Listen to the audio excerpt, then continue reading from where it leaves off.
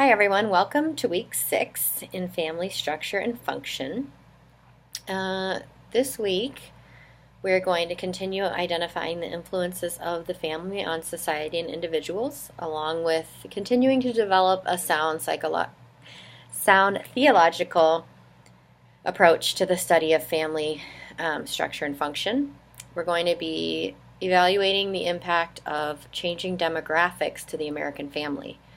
We're going to describe dynamics of communication and power in family relationships. We're going to be talking about present marital legislation, communication, and conflict resolution. Present marital legislation has gone to include same-sex marriage now, so that's a major change recently.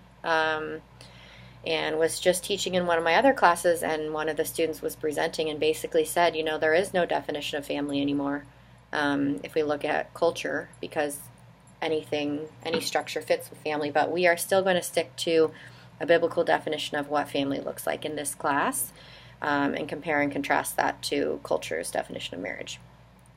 And then we're going to be looking at communication and conflict resolution. Some of my favorite models for that, my favorite model for that is the Gottman's conflict resolution models. They're really good if you're interested in looking up any of that. And I really like the emotionally focused therapy that explains to couples, like when they're angry, what the softer emotions are underneath that. It's really helpful. But communication gets really messy because basic communication is just I send you a message, you are able to receive the message, you are able to correctly interpret what the message means, and you send me back a message that says that you've received the message. But everything gets messed up when there's heightened emotions. So sometimes when someone's sending a message, they're including messages they've received that are triggered from the past into the current situation, or people tend to hop all over the place and do what's called kitchen sinking or brown bagging, which is where we don't stick to one issue. We just, you did this, and remember that time, and what about this time? And, it just gets really messy. So a lot of what I do as a marriage and family therapist is just taking communication back to that basic level and helping couples not to personalize it, not to catastrophize, not to do really dirty fighting techniques. There's a handout online if you look up Dirty Fighting Techniques PDF.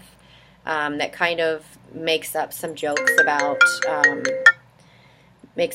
about how to dirty fight. Like make sure you name call, and make sure you bring in everything from the past that you can remember. And obviously it's being sarcastic, but it's a pretty helpful and interesting handout if you want to take a peek at that.